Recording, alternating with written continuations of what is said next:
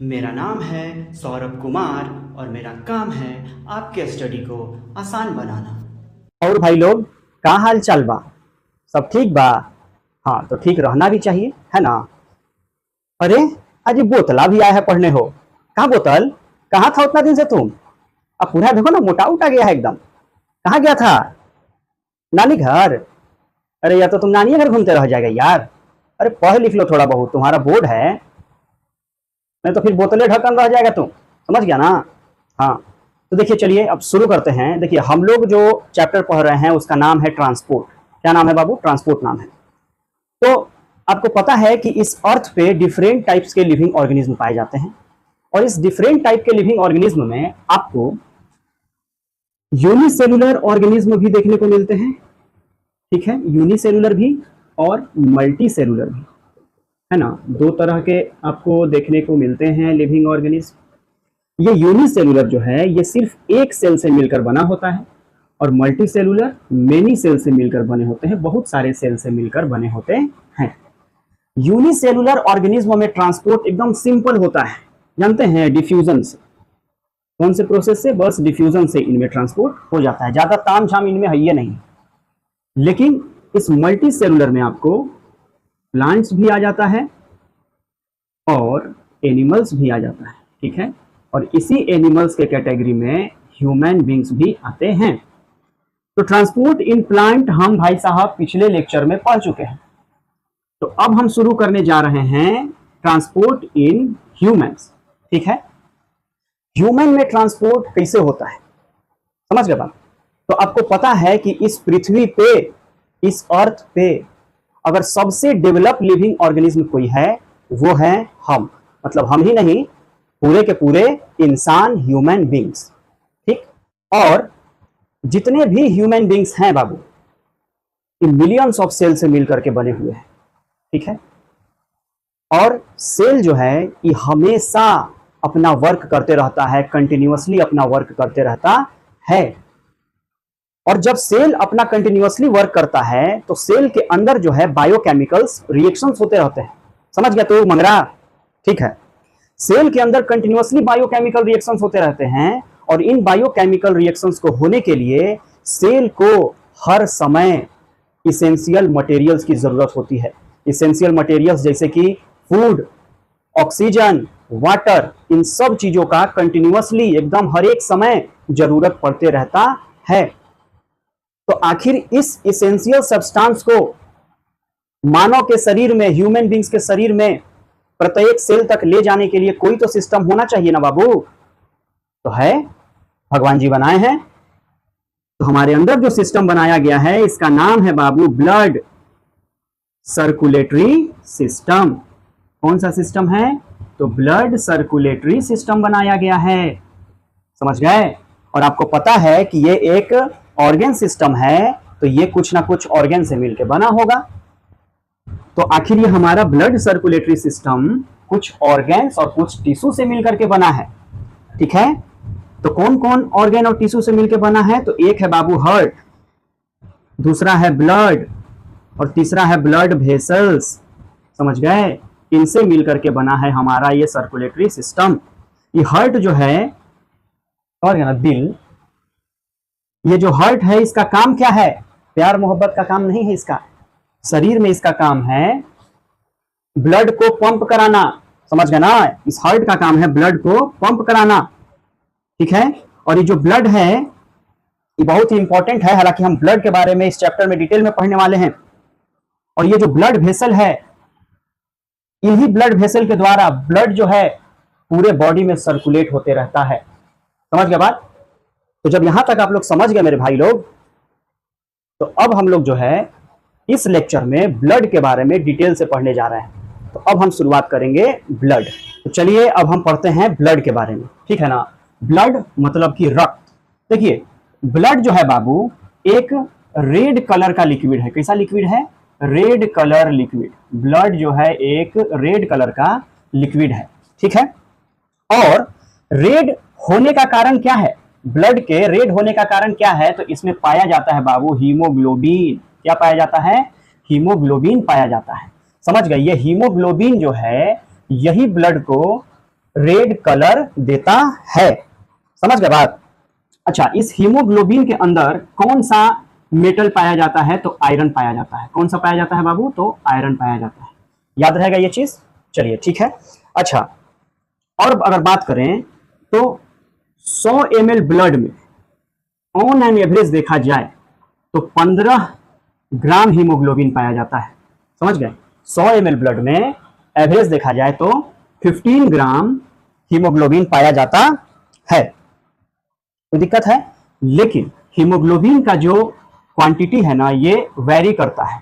Mail में कुछ और होता है, फीमेल में कुछ और होता है। समझ गए बात? तो मेल में कितना होता है? तो 13.5 ग्राम से लेके 17.5 ग्राम, मीन्स 13.5 ग्राम से लेके 17.5 ग्राम पर 100 ml। समझ गया? मतलब 100 ml में इतना हीमोग्लोबिन पाया जाता है मेल के बॉडी में। और फीमेल के बॉडी में अगर देखा जाए बाबू तो 12 ग्राम से लेकर के 15.5 ग्राम पर 100 ml पाया जाता है। क्लियर है बात? अच्छा जी, देखिए ये जो ब्लड है ना, ब्लड एक तरह का टिश्यू है। ब्लड कोई ऑर्गेन ये सब नहीं है, ब्लड एक टिश्यू है। ठीक है? अभी कैसा टिश्यू है? तो देखिए ब्लड है फ्लूइड, है ना, फ्लूइड। तो फ्लूइड और एक कनेक्टिव टिश्यू है, फ्लूइड कनेक्टिव टिश्यू। क्यों हम ऐसा बोल रहे हैं बाबू? इसलिए बोल रहे हैं कि ब्लड जो है पूरे बॉडी को कनेक्ट करके रखता है। पूरे बॉडी में हर जगह ब्लड जो है फ्लो करते रहता है, इसीलिए हम इसको कनेक्टिव टिश्यू भी कहते हैं। समझ गए? तो ब्लड जो है एक फ्लूइड कनेक्टिव टिश्यू है। अच्छा, देखिए तो आखिर ह्यूमन बॉडी में ब्लड कितना पाया जाता है? तो देखा जाए तो ब्लड जो है ना 5 से 6 लीटर पाया जाता है। 5 से 6 लीटर पाया जाता है ह्यूमन बॉडी में। लेकिन मेल के कंपैरिजन में फीमेल के बॉडी में आधा लीटर खून कम पाया जाता है। समझ गए? ओके, ठीक है। और अगर आपसे पूछे कि जो पीएच है, ब्लड का पीएच कितना होता है, तो ये होता है 7.4। पीएच तो आप जान रहे होंगे, है ना, पावर ऑफ हाइड्रोजन। तो ब्लड का जो पीएच होता है वो 7.4 होता है। यहां तक समझ गए ना आप लोग? अब हम पढ़ेंगे ब्लड कंपोनेंट के बारे में। आखिर ब्लड जो है किन किन कंपोनेंट से मिलकर के बनता है? तो देखिए ब्लड में बेसिकली देखा जाना बाबू तो 2 कंपोनेंट होते हैं जिनसे कि ब्लड बनता है। एक होता है प्लाज्मा, समझ गए? एक होता है प्लाज्मा और दूसरे होते हैं ब्लड सेल्स। क्या होते हैं? ब्लड सेल्स, या इन्हीं को हम ब्लड कॉर्पसल्स भी कह देते हैं। ब्लड सेल कह लीजिए या ब्लड कॉर्पसल्स भी कहते हैं। ठीक है? देखिए हम आपको एक बात बता दें कि जितना भी कनेक्टिव टिश्यू होता है ना, उनमें सेल का संख्या कम होता है और सेल के बीच का खाली स्थान, जिसको हम इंटरसेलुलर स्पेस कहते हैं, ये ज्यादा होता है। मीन्स कि कनेक्टिव टिश्यू में इंटरसेलुलर स्पेस बहुत ज्यादा पाए जाते हैं। लेकिन ये जो इंटरसेलुलर स्पेस होता है ना, इनके बीच में ना ये खाली नहीं रहता है, इनके बीच में एक लिक्विड पाया जाता है। समझ गए? उसी लिक्विडवा को हम बोलते हैं बाबू प्लाज्मा। ठीक है? और ये जो ब्लड सेल होते हैं, ये होते हैं 3। कितने होते हैं बाबू? 3 ठो ब्लड सेल पाया जाता है ब्लड में। एक होता है रेड ब्लड सेल, एक होता है व्हाइट ब्लड सेल और एक होता है प्लेटलेट्स। समझ गया बात? अच्छा, आरबीसी का जो केमिकल नेम है या साइंटिफिक नेम आप कह सकते हैं, इसको हम बोलते हैं एरिथ्रोसाइट। क्या नाम है इसका? एरिथ्रोसाइट्स। ओके। डब्ल्यूबीसी का साइंटिफिक नेम है ल्यूकोसाइट्स, ल्यूकोसाइट्स। और प्लेटलेट्स का जो साइंटिफिक नेम है थ्रोम्बोसाइट। ठीक है? देखिए क्वेश्चन बनता है कि what is the other name of RBC, तो इसका आपको साइंटिफिक नेम याद होना बहुत जरूरी है। आरबीसी को क्या बोलते हैं? तो एरिथ्रोसाइट्स, डब्ल्यूबीसी को ल्यूकोसाइट्स, प्लेटलेट्स को थ्रोम्बोसाइट्स बोलते हैं। क्लियर है बात? ठीक है। अब देखिए ध्यान से, प्लाज्मा जो होता है ना बाबू, ये ब्लड का लिक्विड पार्ट है। प्लाज्मा जो है ब्लड का कैसा पार्ट है? लिक्विड पार्ट है। और प्लाज्मा जो है पूरे ब्लड का 55% होता है। ठीक है? अगर हम कलर की बात पे जाएं प्लाज्मा का, तो देखिए किसी किसी बुक में तो लिखा हुआ है कलरलेस। समझ गया? कैसा लिखा हुआ है? कलरलेस। लेकिन अगर देखा जाए तो आप इसको लाइट येलो कह सकते हैं। कैसा कह सकते हैं? Light yellow. क्लियर है? हल्का सा पीला कलर का ये लिक्विड होता है। कौन सा? तो प्लाज्मा। क्लियर है बात? तो ये जो प्लाज्मा है, ये लिक्विड पार्ट आप समझ गए। तो प्लाज्मा में जानते हैं 90 to 92%, 90 से 92% इसमें होता है बाबू वाटर। ठीक है? और इसमें जो 7% प्रोटीन पाया जाता है। 7% क्या पाया जाता है बाबू? प्रोटीन। और ये प्रोटीन भी जानते हो इसमें क्या तरह का पाया जाता है बाबू? 3 तरह का पाया जाता है। कौन कौन सा प्रोटीन पाया जाता है? तो एक का नाम है एल्बुमिन, ठीक है, एक का नाम है ग्लोबुलिन, क्या नाम है, ग्लोबुलिन, और एक और का नाम है फाइब्रिनोजेन, फाइब्रिनोजेन। क्लियर है बात। देखिए हम आपको थोड़ा सा डिटेल्स में भी बता दे रहे हैं कि अगर मल्टीपल चॉइस में अगर इस तरह के क्वेश्चन आ जाए तो आपसे छूटे नहीं, समझ गए। आखिर ये एल्बुमिन का क्या काम होता है बाबू, जानते हैं, वाटर बैलेंस करना, ब्लड में और टिश्यू में वाटर का बैलेंस करके रखना, और किसका काम होता है, एल्बुमिन का। क्योंकि ब्लड में या फिर टिश्यू में वाटर का जो मात्रा है, क्वांटिटी है, वो कम ना हो, समझ गया, मतलब एक बैलेंस बना करके रखने का काम कौन करता है, एल्बुमिन करता है, जिसके चलते ऑस्मोटिक प्रेशर बना रहता है, समझ गए। तो ये दोनों काम कौन करता है, ये दोनों काम करता है एल्बुमिन। और हम आपको एक बात बता दें, इसी एल्बुमिन के चलते जो रक्त होता है ना, ये थोड़ा सा लसलसा टाइप का होता है, इसके चलते, एल्बुमिन के चलते, ठीक है। ये ग्लोबुलिन का कोची काम है हो, तो ग्लोबुलिन का काम होता है एंटीबॉडी का निर्माण करना, क्योंकि प्लाज्मा में ही एंटीबॉडी का प्रोडक्शन होता है, फॉर्मेशन होता है। ये एंटीबॉडी जानते हैं क्या करता है, हमारा इम्यून सिस्टम को बनाता है। जिसका इम्यून सिस्टम जितना ज्यादा मजबूत रहेगा उसका तबीयत बहुत कम खराब होगा, समझ गए। ये जो एंटीबॉडी होता है इसका फॉर्मेशन ग्लोबुलिन प्रोटीन ही करता है, बात को समझ गए। हाँ, ये एंटीबॉडी जो है हमें जो हानिकारक बैक्टीरिया, वायरस है, इन सब से फाइट करता है ये एंटीबॉडी, और हमारे शरीर को डिजीज से बचाता है, ठीक है। इस फाइब्रिनोजेन का क्या काम होता है, तो ये जो प्रोटीन है बाबू, फिब्रिनोजेन या फाइब्रिनोजेन, इसका काम होता है ब्लड क्लॉटिंग, समझ गए, खून को या खून का थक्का जमाने में मदद करता है। देखते होंगे ना कहीं कट छट जाता है, थोड़ा देर दबाइए रहिएगा उस जगह पे, तो देखिएगा थोड़ा देर में ना खूनवा अपने आप बंद हो जाता है, वहां पे वो पपड़ी टाइप जम जाता है, उसी को हम बोलते हैं ब्लड क्लॉटिंग। फाइब्रिनोजेन नाम का प्रोटीन ही ब्लड क्लॉटिंग में मदद करता है।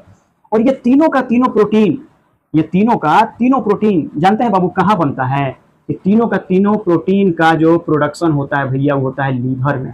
कहाँ होता है, लीवर में होता है, इसको एकदम ध्यान से रखिएगा, ठीक है। यहां तक तो बात समझ गए होंगे आप लोग, ठीक है। अब देखिए जो रिमेनिंग परसेंटेज है, यहां तक तो हो गया 90-97%, 97% के लगभग। बाकी का जो रिमेनिंग परसेंटेज है, आखिर प्लाज्मा में क्या पाया जाएगा, तो ये बताइए कि इसी प्लाज्मा में आपको ग्लूकोज नहीं होगा, एमिनो एसिड नहीं होगा बाबू, है, होगा कि नहीं होगा, एमिनो एसिड होगा, ग्लूकोज होगा, इसके बाद कुछ सॉल्ट होगा कि नहीं होगा, है ना, कुछ वेस्ट होगा, वेस्ट प्रोडक्ट होगा, जैसे कि कार्बन डाइऑक्साइड हो गया, है ना, यूरिया हो गया, ये सब भी तो आपको ब्लड प्लाज्मा में रहेगा, समझ गए ना। तो आप तो ये बात को समझ गए होंगे, ठीक है। तो इसको देखिए, जो हम पढ़ा रहे हैं, तो ये थोड़ा सा आप लोगों के लिए ही पढ़ा रहे हैं ताकि आप लोगों को अच्छे से समझ में आए और आप इन सब चीजों को अच्छे से याद कर पाए, समझ गए बात।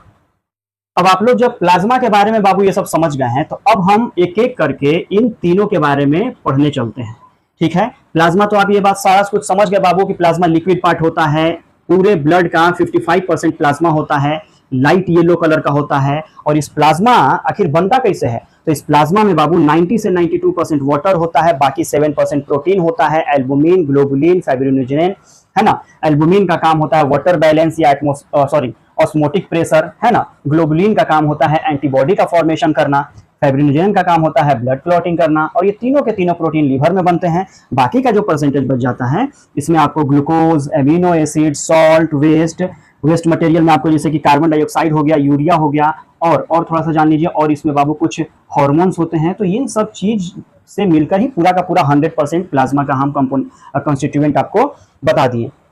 तो उम्मीद है कि आपको यहाँ तक समझ में आ गया होगा। अब हम चलेंगे ब्लड सेल के बारे में पढ़ने, ठीक है ना। कोई दिक्कत तुमको बाबू, कोई दिक्कत, तुम लोग को कोई दिक्कत नहीं ना, है, बहुत बढ़िया है। तुरे बोतला बाबू समझ गया है ना, सब समझो, अभी हम बाद में थोड़ा देरी से ना सवाल पूछते हैं, समझ गए। तो चलिए अब हम लोग पढ़ते हैं रेड ब्लड सेल के बारे में। और रेड ब्लड सेल का जो दूसरा नाम है इरिथ्रोसाइट्स नाम है, ठीक है ना, इसको याद करके रखिएगा। देखिए भाई, जो आरबीसी होता है ये रेड कलर का होता है, और इसका रेड होने का कारण क्या है, तो है हीमोग्लोबिन। आपको तो हम पहले भी बता दिए हैं कि इस हीमोग्लोबिन के चलते ही ब्लड का कलर जो है, या आरबीसी का कलर जो है वो रेड होता है, समझ गए। आखिर आरबीसी का शेप कैसा होता है, तो शेप होता है बाइकनकेव। कैसा होता है, बाइकनकेव। और अगर सिंपल भाषा में इसको समझिएगा तो बटन देखा है तुम लोग यार, शर्ट का बटन, ही सब बटन जैसा होता है इसका शेप, ठीक है। इसके बाद आखिर इनकी संख्या कितनी होती है ब्लड में, ब्लड में इसका संख्या कितना होता है, कितना संख्या में पाया जाता है, तो लगभग 50 लाख पर mm³, 50 लाख पर mm³, मतलब कि 1 mm³ में 50 लाख आरबीसी पाया जाता है, या आप mm³ को माइक्रोलीटर भी बोल सकते हैं। इसके बाद की अगर हम बात करें तो आखिर आरबीसी का जो प्रोडक्शन है, या फिर आरबीसी बनता कहाँ है, इसका प्रोडक्शन कहाँ होता है, तो इसका प्रोडक्शन होता है बोन मैरो में। हड्डी के बीच का जो खाली जगह होता है उसमें कुछ गुद्दा जैसा स्ट्रक्चर पाया जाता है जिसमें बहुत सा ब्लड वेसल होता है, समझ गए ना, वही उसी को बोलते हैं हम बोन मैरो, और इसी बोन मैरो में आरबीसी का फॉर्मेशन होता है। अब आखिर इसका डेथ कहाँ होता है, डेथ आखिर आरबीसी मरता कहाँ है बाबू, तो आरबीसी जो है ना ये मर जाता है स्प्लीन में, समझ गए ना, स्प्लीन में मर जाता है। इसका इमेज आपको यहाँ स्प्लीन का दिख रहा होगा। स्प्लीन में जब पूरा का पूरा आरबीसी मरता है तो इसीलिए आपको पता है कि कोई भी चीज मरता है, इंसान जब मरता है तो कहाँ जाता है, शमशान में जाता है ना, तो स्प्लीन को हम आरबीसी का शमशान कहते हैं, स्प्लीन को हम आरबीसी का शमशान कहते हैं, ग्रेवयार्ड कहते हैं। तो ग्रेवयार्ड ऑफ आरबीसी किसको कहा जाएगा, स्प्लीन को कहा जाएगा। एकदम याद कर लीजिए, सब का सब हम इंपॉर्टेंट ही बता रहे हैं आपको, बाकी आपको उधर में आपको लिखा हुआ नोट्स मिल जाएगा, समझ गए बाबू। इसके बाद जानते हैं इसका लाइफ स्पैन कितना होता है, आरबीसी का लाइफ स्पैन होता है 120 दिन, 120 डेज, ठीक है। क्या आरबीसी में राइबोसोम पाया जाता है, राइबोसोम का काम होता है बाबू प्रोटीन सिंथेसिस करना, प्रोटीन बनाना। तो हाँ, राइबोसोम जो है आरबीसी में पाया जाता है, राइबोसोम आरबीसी में पाया जाता है, याद रखिएगा। क्या न्यूक्लियस आरबीसी में पाया जाता है, तो भैया न्यूक्लियस नहीं पाया जाता है। क्या माइटोकॉन्ड्रिया आरबीसी में पाया जाता है, ना, एकदम ना। मतलब कि राइबोसोम को छोड़ के बाकी और सब सेल ऑर्गेनल आपको आरबीसी में पाया ही नहीं जाएगा। लेकिन दो ठो एनिमल है, एगो है कैमल और दूसरा है लामा, लामा भी कैमल की तरह ही होता है, उन दोनों के आरबीसी में आपको न्यूक्लियस पाया जाता है। एकदम यहाँ पे दिमाग में स्टोर कर लीजिए कौन कौन सा, तो ऊंट और लामा, कैमल और लामा, ठीक है। इसके बाद जानते हैं लगभग 3 मिलियन मतलब कि 30 लाख आरबीसी डेली मरता है, डेली मरता है हमारे शरीर के अंदर। और जानते हैं इतना ही आरबीसी हमारे बॉडी के अंदर डेली बन भी जाता है, समझ गए। हाँ जी, कुछ फंक्शन भी होता है बाबू आरबीसी का, है कुछ फंक्शन, कुछ काम भी करता है आरबीसी शरीर में, तो भाई करता है। तो जानते हैं आप कि आरबीसी में पाया जाता है हीमोग्लोबिन, और हीमोग्लोबिन जो है ऑक्सीजन को कैरी करता है। हीमोग्लोबिन जो है लंग्स से ऑक्सीजन को ले जाकर और पूरे के पूरे सेल को ऑक्सीजन दे देता है ना। तो इसका काम होता है कैरी ऑक्सीजन, ऑक्सीजन का कैरी करना। और रिटर्न में उधर से जब सेल कार्बन डाइऑक्साइड प्रोड्यूस करता है तो रिटर्न में कार्बन डाइऑक्साइड को भी लाने का काम कौन करता है, तो हीमोग्लोबिन करता है। लेकिन बाबू एक इंपॉर्टेंट बात समझिए कि हीमोग्लोबिन सिर्फ लगभग 20% कार्बन डाइऑक्साइड का ही कैरी करता है, बाकी कार्बन डाइऑक्साइड प्लाज्मा में डिसॉल्व होकर के सेल से बाहर निकलते हैं इसी ब्लड के द्वारा। और ज्यादा मात्रा में कार्बन डाइऑक्साइड जो है वो बाइकार्बोनेट्स के रूप में शरीर से बाहर निकलते हैं। इस बात को आप लोग समझ गए, ठीक है। कुछ ही पूछ रहा है ब्लड डोनेट, हाँ ब्लड डोनेट, देखिए ब्लड डोनेट जो एडल्ट हो जाते हैं उनको ब्लड डोनेट कर देना चाहिए। जानता है देखो इस बात से हमको याद आया, एगो बकलोल लड़का था, वो उसको हम कहे ना कि भाई चलो ब्लड उलट दे दिया जाए, समझ गया ना, तो कह रहा कि हाँ हमार खून कहे दूसरा के दें। तो भाई देखो वो अनपढ़ था, उसको क्या पता है कि अगर आपके बॉडी में जैसे आप अपना खून दे दिए किसी को, अपना ब्लड डोनेट कर दिया तो पूरा शरीर का 5 लीटर थोड़ी दे देता है यार, तुम लोग पूरा शरीर का 5 लीटर दे देता है, नहीं, 1 यूनिट लगभग 200 ml ब्लड को दिया जाता है। तो अगर हम 200 ml ब्लड दिए देते हैं किसी में, तो बॉडी जब देखता है ना कि अरे ये तो बड़ा भला मानुस निकला यार, ये तो दूसरे का जान बचा रहा है ब्लड देके, समझ गया, तो बॉडी जो है ना और तेजी से आरबीसी बनाने लगता है। देखता है कि आपके बॉडी में आरबीसी का कमी हो गया तो बॉडी और तेजी से आरबीसी बनाना शुरू कर देगा। इसीलिए आपके शरीर में आरबीसी का कमी नहीं होता है जल्दी, समझ रहे हैं। और आपको पता है वैसे भी आप ब्लड डोनेट कीजिए नहीं कीजिए 120 दिन के बाद आपका आरबीसी या मर जाना है, ठीक है, अब फिर उतना ही बन जाना है, समझ गए। तो इसीलिए किसी अच्छे व्यक्ति को या जरूरतमंद व्यक्ति को आप अपना ब्लड डोनेट कर सकते हैं किसी अच्छे अस्पताल में जा करके, है ना, ठीक है। अब आइए इस WBC के बारे में पढ़ लेते हैं। WBC का जो साइंटिफिक नेम है उसका नाम है ल्यूकोसाइट्स, समझ गए बात। तो बताइए देखिए WBC सबसे पहले जानिए कि कलरलेस होता है, समझ गए। काहे कलरलेस होता है, तो एक में हीमोग्लोबिन नहीं पाया जाता है, हीमोग्लोबिन नहीं पाया जाता है, समझ गए। अच्छा, इसका जो शेप है, शेप कैसा होता है, तो शेप होता है इरेगुलर, कोई का पते नहीं है, पते ठिकाना नहीं है कौन शेप का है, तो इरेगुलर शेप है, क्लियर है बात। अच्छा, तो इसका अगर हम बात करें प्रोडक्शन की, इसका प्रोडक्शन कहाँ होता है, तो भैया इसका प्रोडक्शन भी बोने मैरो में होता है। कहाँ होता है, तो बोन मैरो में ही होता है। ठीक है, इसके बाद अगर हम इसकी नंबर की बात करें, कितना पाया जाता है हमारे ब्लड में, तो लगभग 6000 से लेके 11000 पर mm³ कह लीजिए या माइक्रोलीटर कह लीजिए। समझ गया बात को, कितना 6 से 11000, मतलब ये कम मात्रा में पाया जाता है। बात को समझ गए, बहुत कम मात्रा में पाया जाता है। प्रोडक्शन हो गया। अच्छा, इसका लाइफ स्पैन कितना होता है, तो लाइफ स्पैन देखिए किसी किसी बुक में 4 डेज लिखा हुआ है, समझ गए ना, और नहीं तो इसे 13 से 20 डेज, जो भी ऑप्शन में होगा उसको आपको लगाना है। हम कहीं कहीं देखे हैं 13 से 20 डेज, लेकिन कहीं कहीं 4 डेज भी देखे हैं। जानते हैं क्यों? देखिए ऐसा नहीं है, ये दोनों सही है अपनी जगह पे, क्योंकि WBC में भी बहुत से ग्रैन्युअल्स पाए जाते हैं, बहुत से कण पाए जाते हैं, अलग अलग तरीके के WBC पाए जाते हैं, और उन अलग अलग तरह के WBC का लाइफ स्पैन अलग अलग होता है। तो बेसिकली 13 से 20 डे याद रखिए, और नहीं तो फिर 4 डे भी याद रख सकते हैं, कोई दिक्कत नहीं है, दोनों सही है अपनी जगह पे। क्या राइबोसोम पाया जाता है? राइबोसोम पाया जाता है इनमें? तो हाँ, राइबोसोम भी पाया जाता है, न्यूक्लियस भी पाया जाता है, माइटोकॉन्ड्रिया भी पाया जाता है, तीनों का तीनों पाया जाता है, जबकि आरबीसी में ऐसा नहीं था।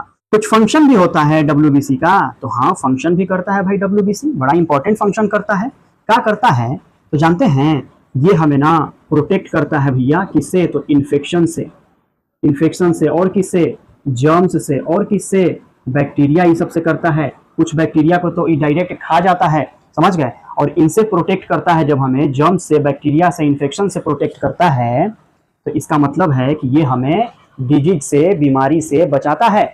और जो हमारे शरीर का रक्षा करता है, तो उसको आप सोल्जर नहीं कहिएगा, जो हमारे देश के रक्षा कर रहे हैं सेना, उनको आप सोल्जर ही तो बोलते हैं। तो ये WBC जो है हमारा, ये मेरा दोस्त, ये जो है हमारे बॉडी का ही तो रक्षा कर रहा है, तो इसको हम क्या सोल्जर ऑफ बॉडी नहीं कह सकते हैं? बिल्कुल कह सकते हैं। समझ गए बात को? अच्छा, इसके बाद क्या करता है कि जब आपका WBC इन्फेक्शन को, बैक्टीरिया को मार रहा है, इसका मतलब है ये जो है हमारे बॉडी का इम्यूनिटी क्या कर रहा है, बढ़ा रहा है, या हमारे बॉडी को क्या प्रोवाइड करा रहा है, तो provide immunity to our body. हमारे बॉडी को इम्यूनिटी प्रोवाइड करने का काम भी कौन करता है? WBC करता है भैया, बड़ा महत्वपूर्ण है। तो फिर से एक बार जान लीजिए कैसा होता है, कलरलेस होता है, क्योंकि इनमें हीमोग्लोबिन नहीं पाया जाता है, शेप जो है इरेगुलर होता है, प्रोडक्शन कहाँ होता है? बोन मैरो में, है ना। इसके बाद इनकी नंबर संख्याएं कम होती हैं, लगभग 6000 से 11000 पर mm³ में, पूरे ब्लड में नहीं बता रहे हैं, लगभग लगभग समझ लीजिए कि बूंद का है वो कतरा में, इतना कम की बात बता रहे हैं। इसका लाइफ स्पैन जो है देख लीजिए यहाँ पे है, राइबोसोम पाया जाता है, न्यूक्लियस पाया जाता है, माइटोकॉन्ड्रिया पाया जाता है, फंक्शन है इन्फेक्शन, बैक्टीरिया, ये सबसे हमारे शरीर को प्रोटेक्ट करना और डिजीज से हमारे शरीर को बचाना। ठीक है, अब हम प्लेटलेट्स के बारे में जानते हैं, है ना। देखिए प्लेटलेट्स जो है उसका दूसरा नाम है थ्रोम्बोसाइट्स, है ना। शेप कैसा होता है प्लेटलेट्स का, तो देखिए जब प्लेटलेट्स इनएक्टिव रहेगा ना, तब इसका शेप रहेगा डिस्क जैसा, ठीक है। लेकिन जैसे ही प्लेटलेट्स एक्टिव हो जाता है, इसका शेप हो जाता है इरेगुलर। समझ गए कैसा हो जाता है? इरेगुलर हो जाता है। इसकी संख्या कितनी होती है ब्लड में? तो 1.5 से 3 लाख पर mm³, ठीक है। अच्छा, इसका प्रोडक्शन कहाँ होता है? तो प्रोडक्शन भी इसका होता है बोन मैरो में, मतलब तीनों के तीनों ब्लड सेल का प्रोडक्शन बोन मैरो में ही होता है। इसमें बाबू सिर्फ और सिर्फ राइबोसोम पाया जाता है, न्यूक्लियस नहीं पाया जाता है, ठीक है। इसका जो जिंदगी है, लाइफ स्पैन है प्लेटलेट्स का, वो है मात्र 7 to 10 डेज, बस इतना ही है। और जो मेन फंक्शन है प्लेटलेट्स का, वो है क्लॉटिंग ऑफ ब्लड, ब्लड को क्लॉट करना, रक्त का थक्का जमाना जब कहीं कट जाता है, ठीक है, यही इसका काम है। जानते हैं जब डेंगू फीवर हो जाता है ना, बोलते हैं ना कि भाई हमको डेंगू हो गया है, डेंगू में यही प्लेटलेट्स की कमी हो जाती है, ठीक है। अब मेरे भाई लोग, हम लोग समझते हैं कि आखिर ब्लड क्लॉटिंग कैसे होता है, कैसे कट जाने पे जो है थोड़ी देर के बाद वहां पे ब्लड का एक पपड़ी जम जाता है। समझ गया ना तू मंगरा? तो देख ध्यान से कैसे होता है। देखिए सबसे पहले आपको पता है कि जो थ्रोम्बोसाइट होता है, थ्रोम्बोसाइट, ये थ्रोम्बोसाइट्स मतलब वही प्लेटलेट्स, समझ गए, थ्रोम्बोसाइट्स का मतलब होता है प्लेटलेट्स। ये थ्रोम्बोसाइट जब, जैसे क्या हुआ कि जब कट गया तो खून बहने लगा, और जब खून बहता है तो वो जो है ऑक्सीजन के संपर्क में आता है ना। तो थ्रोम्बोसाइट जब ऑक्सीजन के कांटेक्ट में आता है ना, तो थ्रोम्बोप्लास्टिन बनाता है, थ्रोम्बोप्लास्टिन क्या बनाता है? थ्रोम्बोप्लास्टिन बनाता है, ठीक है। अब जो है ये थ्रोम्बोप्लास्टिन जो है विटामिन के का मदद लेता है और कैल्शियम आयन का मदद लेता है, और ये तीनों चल देता है प्रोथ्रोम्बिन के पास। प्रोथ्रोम्बिन एक एंजाइम है जो कि ब्लड क्लॉटिंग में सहायता देता है। तो ये जो प्रोथ्रोम्बिन वह सुतल रहता है, पहले एकदम टेंशन फ्री सुतल है। जब ये तीनों पहुंचता है तो कहता है कि खून जमाना है कहीं, तो कहता है कि हाँ भाई खून जमाना है। तो बोला कि ठीक है, पहले ही इनएक्टिव रहता है, लेकिन जैसे ही ये तीनों इससे मिलता है तुरंत एक्टिव होकर के थ्रोम्बिन का फॉर्मेशन करता है। यह थ्रोम्बिन जो होता है बड़ा एक्टिव होता है, समझ गए। अब ये थ्रोम्बिन किसके साथ, तो प्लाज्मा में पाया जाने वाला जो प्रोटीन था ना जिसका नाम था फाइब्रिनोजेन, इसके साथ क्या करता है, रिएक्शन करता है। जब रिएक्शन करता है तो फिब्रिन बनाता है। क्या बनाता है, फिब्रिन। और यही फिब्रिन जो है ये किस तरीके का होता है, जाली की तरह होता है, जिसको हम लोग बोलते हैं ब्लड क्लॉट, माने खून क्या हो गया, जम गया। समझ गए बात।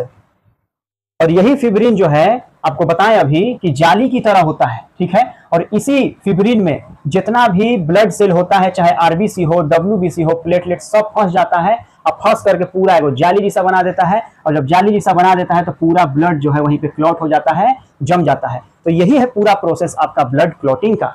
अब देखिए कुछ इंपॉर्टेंट बात और जान लीजिए। जानते हैं आखिर जो ब्लड क्लॉट हो जाता है, इस ब्लड क्लॉटिंग में कौन कौन ऐसा फैक्टर है जो इंपॉर्टेंट रोल प्ले करता है। अगर उन फैक्टर्स की कमी हो जाए, किसी एक की भी कमी हो जाए ना, तो ब्लड क्लॉट नहीं करेगा। समझ गए। हम लोग तो बस नॉर्मली पढ़ लेते हैं कि प्लेटलेट्स ब्लड क्लॉट कराता है, पूरा दुनिया यही पढ़ा रहा है। अरे थोड़ा सा ज्यादा जान लो, मान लो कभी आ गया, हालांकि कंपटीशन में पूछता है, टेस्ट बेसिस पे ही बता दे रहे हैं क्योंकि हो सकता है कभी पूछ दे। तो कौन सा ब्लड सेल है जो ब्लड क्लॉटिंग में मदद करता है, तो प्लेटलेट्स। कौन है, प्लेटलेट्स है। कौन सा प्रोटीन, तो आपको पता है फिब्रिनोजेन, फाइब्रिनोजेन प्रोटीन। कौन सा एंजाइम मदद करता है, अभी हम बताए थे आपको, प्रोथ्रोम्बिन या आप थ्रोम्बिन कह लीजिए, ठीक है। ये इनएक्टिव था, ये एक्टिव था। विटामिन में कौन सा विटामिन, तो भैया विटामिन के। विटामिन के ब्लड क्लॉटिंग में मदद करता है। कौन सा मेटल या आयन, किस मेटल या आयन के चलते ब्लड क्लॉट होता है, तो कैल्शियम आयन। समझ गए, मेटल पूछेगा तो कैल्शियम आयन पूछेगा तो कैल्शियम आयन। समझ गए। ये सब के सब, सिर्फ ये अकेला कुछ नहीं उखाड़ पाएगा भैया, कुछ ना उखाड़ तो ही, जब तक ये सब नहीं रहेगा। समझ गया ना, इसको ध्यान से समझिएगा। और समझ लिए हैं, हमको लगता है कि एकदम रट जाना है। अच्छा एक बात और, एक बात बताइए, ब्लड कट के जैसे ही एयर के संपर्क में आ रहा है, ऑक्सीजन के संपर्क में आ रहा है, तो ब्लड वह जम जा रहा है। लेकिन हम लोग के शरीर में हम लोग तो बार बार ऑक्सीजन लेते रहते हैं, तो ये ऑक्सीजनवा के चलते कहीं नहीं हम लोग के शरीरवा के अंदर वह ब्लडवा जम जाता है। हम लोग के शरीर के अंदर तो ब्लड नहीं जमता है। जानते हैं, यही है भाई साहब हम लोग का मित्र हेपेरिन। ये हेपेरिन जो है भाई एक कार्बोहाइड्रेट है। कोई बकलोला प्रोटीन इसको बोल देता है, नहीं प्रोटीन नहीं है, कार्बोहाइड्रेट है, याद रखिएगा। हेपेरिन एक कार्बोहाइड्रेट है जो हमारे बॉडी के अंदर ब्लड को जमने नहीं देता है, हमेशा लिक्विड स्टेट में ही ब्लड को रखता है। और ये जो हेपेरिन है ये एंटीकोआगुलेंट का काम करता है। वही एंटीकोआगुलेंट मतलब जमने नहीं देता है ब्लड को, ठीक है। इसका जो प्रोडक्शन होता है या तो मास्ट सेल में होता है या डब्ल्यूबीसी के बेसोफिल में होता है। ये कोई खास आपके लिए इंपॉर्टेंट नहीं है, लेकिन इतना रखिए जो हम इससे पहले आपको बता दिए इसके बारे में। हम लोग के बॉडी में कितने तरह का ब्लड ग्रुप होता है, तो हम लोग के बॉडी में 4 तरह का ब्लड ग्रुप होता है, ए बी और ओ। समझ गए। इन चारों ब्लड ग्रुप में से जो यूनिवर्सल डोनर होता है, जो सबको ब्लड दे सकता है, वो होता है ओ नेगेटिव। समझ गए बात, ओ नेगेटिव। और जो यूनिवर्सल रेसिपिएंट मतलब कि वो ब्लड ग्रुप वाला किसी भी ब्लड ग्रुप वाले से ब्लड ले सकता है, वो होता है ए बी पॉजिटिव। समझ गया ना, बस हम इसी बता दे रहे हैं, याद रखिएगा, सवाल पूछ सकता है। अब जो है हम लास्ट टॉपिक पे आते हैं जिसका नाम है फंक्शन ऑफ ब्लड। और फंक्शन ऑफ ब्लड पढ़ा देंगे, ये टॉपिक हो जाएगा खत्म। तो ब्लड का फंक्शन होता है कि जो ब्लड होता है, यही ब्लड ऑक्सीजन को प्रत्येक सेल तक ले जाता है और कार्बन डाइऑक्साइड को रिटर्न में लेकर के वापस आ जाता है। ब्लड में पाया जाने वाला WBC हमें इन्फेक्शन और बैक्टीरिया से बचाता है, जिससे हमारे शरीर में डिजीज नहीं हो पाता है जल्दी। तो ये ब्लड का काम है। इसके बाद जो ब्लड है ये हमारे शरीर के टेम्परेचर को कांस्टेंट बनाए रखता है। हमारे शरीर का जो टेम्परेचर है, बॉडी टेम्परेचर को कांस्टेंट बनाए रखने का काम भी कौन करता है, ब्लड ही करता है। इसके अलावा ब्लड का बहुत सारा फंक्शन है जो कि आपको यहाँ पे दिख भी रहा होगा। तो आप जो है इसको अच्छे से एक बार पढ़ लीजिएगा। सारा ब्लड कंप्लीट है आपका अब। तो सारा चीज़ आपको समझ में आ गया होगा। हम उम्मीद करते हैं कि मेरा पढ़ाया हुआ आपको कहीं ना कहीं थोड़ा बहुत भी अगर मदद कर रहा है तो आप पढ़िए और अपने मार्क्स को अच्छा कीजिए।